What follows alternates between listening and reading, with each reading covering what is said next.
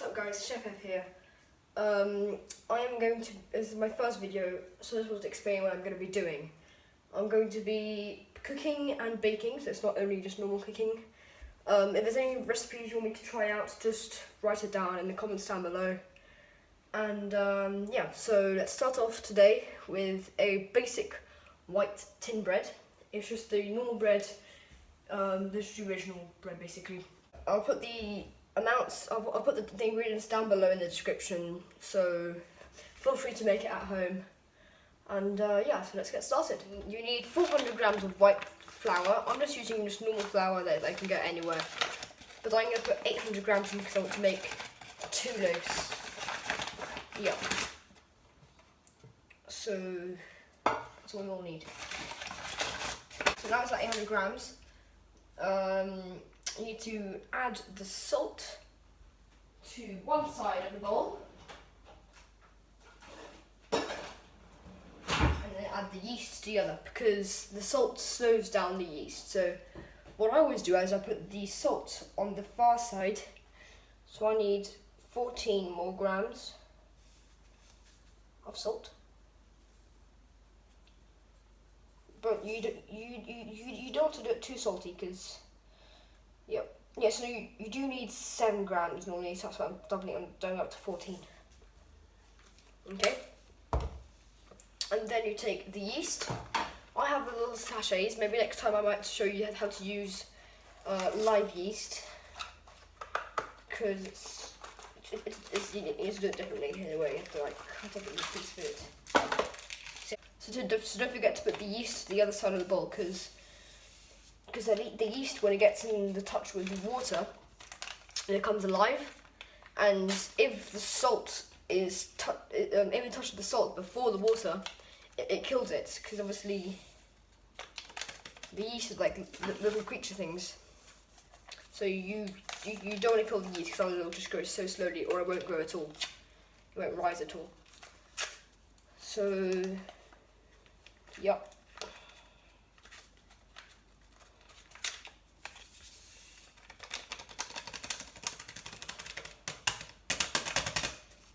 Okay, so now you have to add the butter and 3/4 of the water, and then you have to start turning the mixture around with your fingers. I always prefer doing it with my fingers instead of in a machine, or like with the whizzer thing, because like it's much better to do it with the yeah, because I don't know, it just tastes better to me personally. It just tastes better. So yeah. So now I have the butter here. So you need 25 grams of butter. So I'm going to put 50 because I'm doubling up.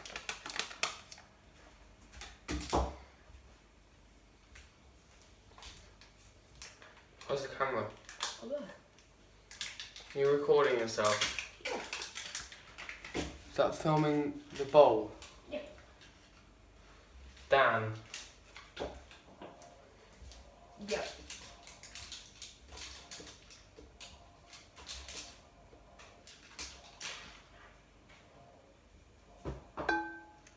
So I would cut up the pieces into, like, I would cut up the butter into like smaller pieces, because then it's easier to turn, like to mix up.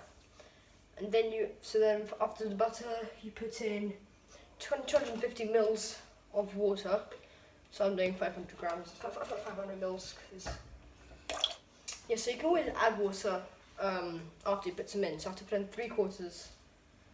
So yeah, I'll put it up to there.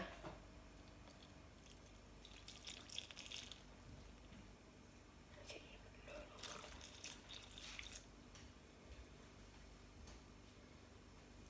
So this part here, do wash your hands, because you don't want to give the whole family coronavirus.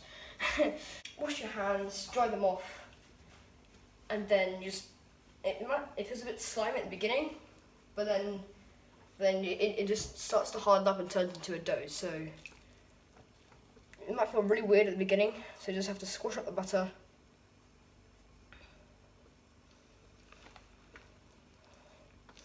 Yeah, so it's better to soften up the butter instead of instead of just putting it straight in, but it doesn't really matter, you can squash it with your own little fingers. So, yeah. So right now it's just very floury. So you're going to keep on adding water to your mixture. Because right now, for me, it's very floury. It might not be floury for you, it might be sticky, so if it's too sticky, you can add flour to it. There we go.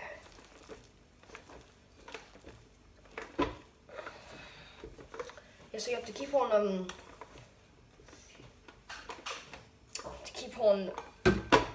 mixing the stuff together until it becomes like one good dough instead of having a lot of flour left. So now this is very doughy. This is exactly what you want. You want to coat the work surface. So if you have like a bit of wood or marble underneath, use that, or otherwise you can use a tray or anything with a tiny weeny bit of oil. So I only put like just put a tiny splash of oil in it, and then we will do some kneading. I'll teach you guys how to do that. See you then. Okay, now that's done. To take your bowl back, put it next to your work surface. Yeah, don't forget to wipe off your work surface and then just clean it off a bit. Just so it's very clean, so there's no bacteria going into your bread, because once again you don't want coronavirus. So yeah, a tiny bit of olive oil, anyone will do. Splosh. Okay, splosh of olive oil, that's what I call it. Splosh. And then you take your dough, should be nice and stringy, anyway, and then you put it down there on the oil to make it very to make it even more slimy. Right. So when you've coated it and doing this, you just begin to knead. So kneading is when you put your palm through and folding it back around in a way. So when your dough feels smooth and silky, you put it into your bowl again, but this time you oil it a tiny weeny bit just around the sides to make it easier for it to get out after it's risen.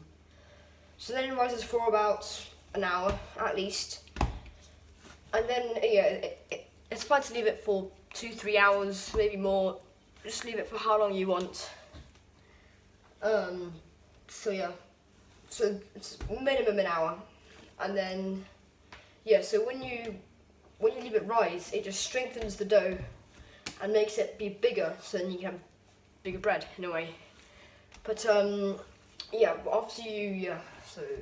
we'll see about that after. So now I'm just gonna finish kneading soonish. Yeah, mine feels very nice.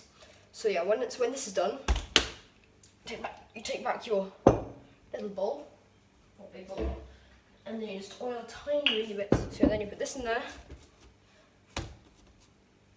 Yeah, and while it's rising, I would definitely suggest taking a clean tea towel. This is brand new, I just took it out of the drawer. Well, not brand new, but clean tea towel. And making it a tiny weeny bit damp. And then it just, I don't know what it does, but it just makes it better. So it's a tiny bit damp.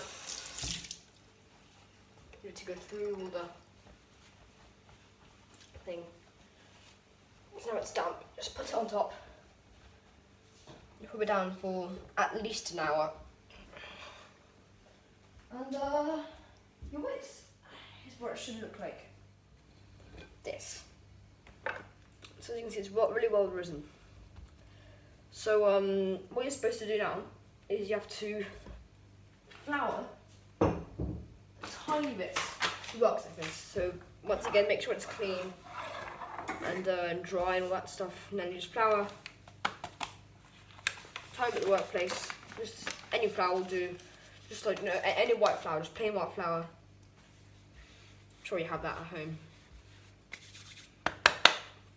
So that, and then you take the dough, out from the sides. Put it down on there. So yeah.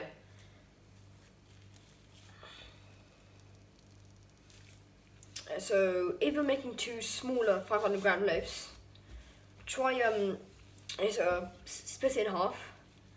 I am making two bigger ones, so I can split it in half too. Just split it in half. I'm just using a spatula right now. That works. Anything works basically.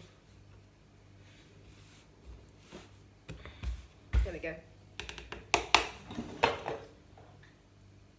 So when this happens, you just start kneading both of them, or your one. So you just knead it by just folding it in, right? So make like a little ball shape like this, and then so then until all the dough has no more air and it's smooth. So still feel a tiny bit more air in there. Just keep on doing it until you can not feel any more air. So the first one's done. I'm gonna do the second one. Okay, so now we're gonna turn it into like a long sausage shape in a way. So let's make it longer. Switch out the sides. Make it the length of your pan. That's right. That's the right length. So just keep making it longer and stuff. And then, so when you make it longer,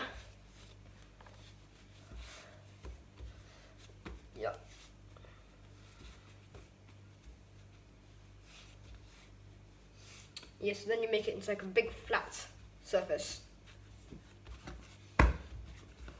Advise you I'd do it on one side, because then, whereas this side it has nothing, so then you have to fold it in half, and then in half, so it has like this little creak going down the middle, which is perfect. So that's, you're going to place that at the bottom of your pan. So then the whole thing is underneath.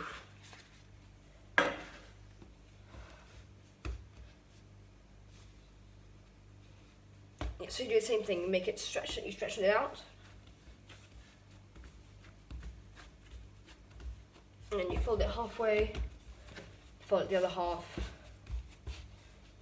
Take your tin and pop it in. Rhymes. So yeah, your line should be down the bottom and to make a nice smooth surface on top.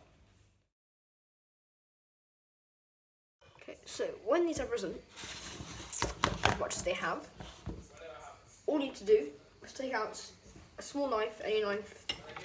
I don't know, this knife here will do. And just do a few slashes. So one slash here, open it up. Another slash there, open it up.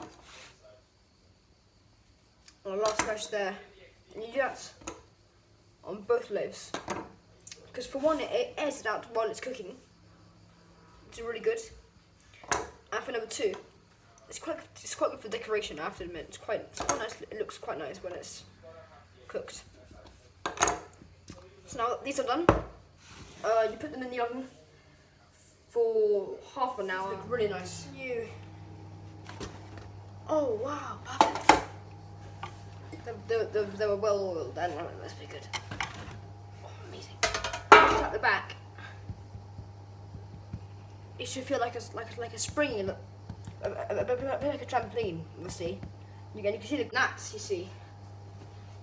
Absolutely perfectly cooked. The knife marks make it look very nice, and it's very well risen. So thank you for watching, and please like and subscribe. And I'll see you guys next time.